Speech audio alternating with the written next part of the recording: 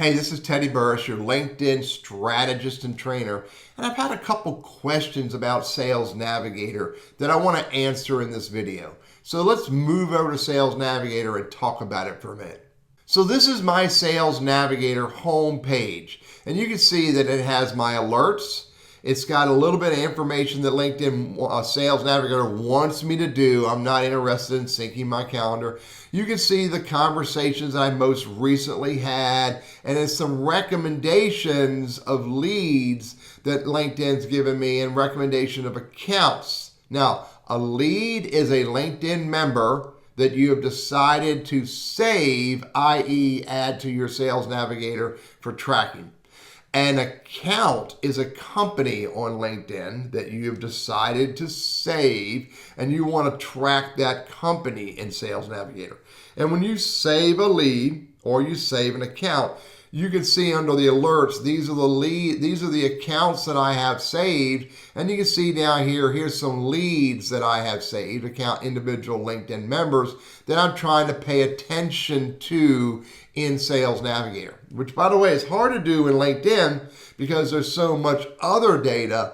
And so in Sales Navigator, I think it's only 1,500 leads you can have. Can't remember exactly how many accounts you can have, but there's a smaller list of people and companies that you want to pay attention to, which makes your alerts much richer in Sales Navigator. Now, let's look a little bit about the search tools that are in here. If I want to do advanced search for leads, look at this. There are over 22 filters. Let me add them up real quick. Hang tight. There are 24 search filters built into Sales Navigator, unlike LinkedIn, which basically has about 13 search filters for LinkedIn members. So this is a much more powerful search tool for Sales Navigator, and I can really drill into finding the most optimum, or what Seth Godin refers to as the smallest viable audience. So LinkedIn search in Sales Navigator, really a powerful search feature. Under accounts, search for accounts, in LinkedIn, there are no search filters specifically for companies.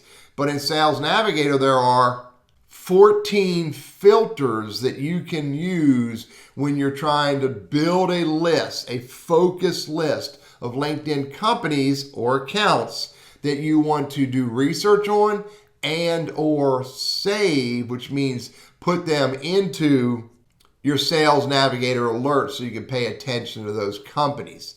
So searching in Sales Navigator, the filtering tools are far, far more powerful than LinkedIn.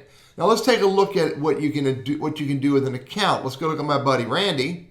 So LinkedIn's reminding me that I've looked at this account a few times, this LinkedIn member a few times, and it says, Teddy, you should save it to a list. So a couple things, when you hit save, you now have the ability to create lists. So you can have lists that are very focused on your purpose and goal, very focused on your prospecting or the campaign you're doing, and however you want to use list. So that and a list is a workable list of leads. Okay, so I can add him to a list, or I can create a new list if I want to. Once I save him, again, he'll show up in my Sales Navigator newsfeed.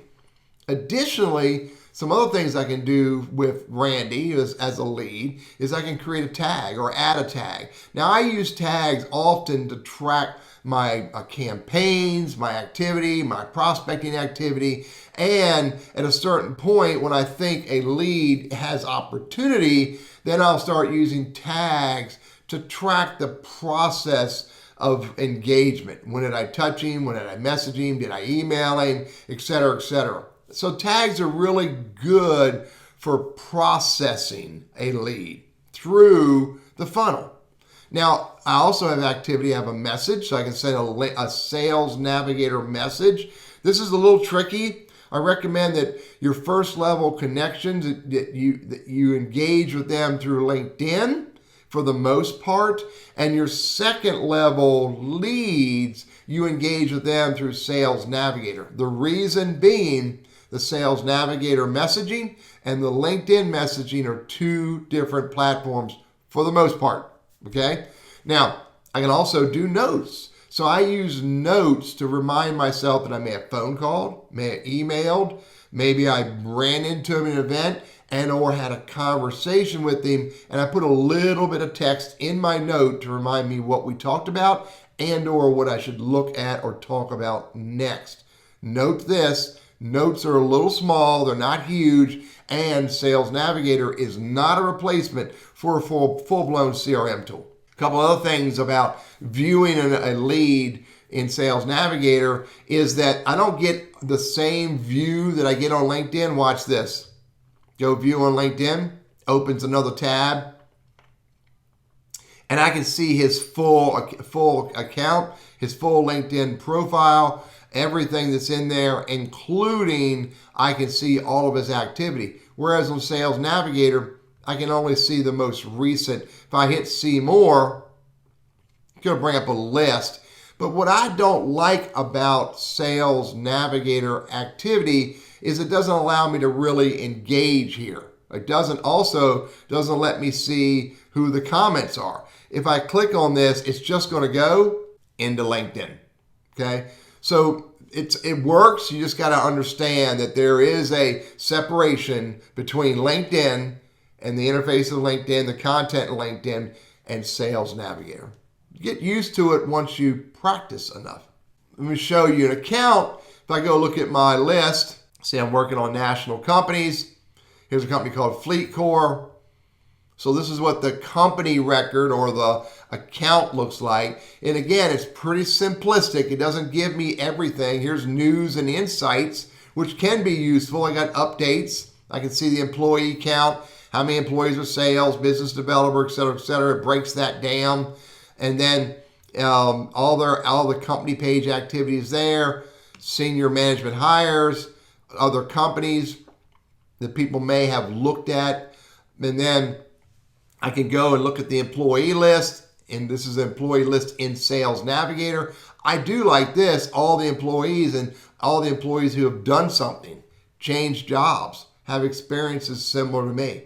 So I can review that, I can save it to a list, I can go over here and I can connect, view the entire profile, view a similar profiles, or send a Sales Navigator message. So you got to get into the flow of using the search tools and using and executing on this, and then it really becomes second nature. You know what to click on and move along and keep making it happen.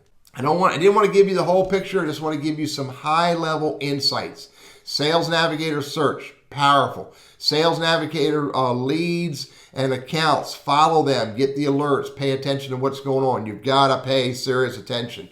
And then engagement on Sales Navigator. If I want to send a message, if I want to send a message right here, the fact that we're first level gives me the ability to just engage with him directly through Sales Navigator or LinkedIn.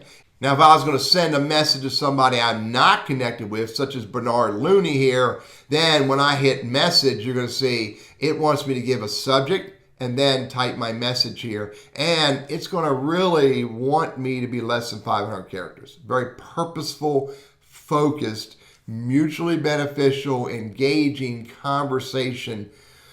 Not a sales pitch, kids. And you can see I have 44 credits left for InMails. I use InMails very infrequently, very purposefully, and it gives me the greatest results for them. Don't expect everybody to respond, but many of the people I send InMails to will respond.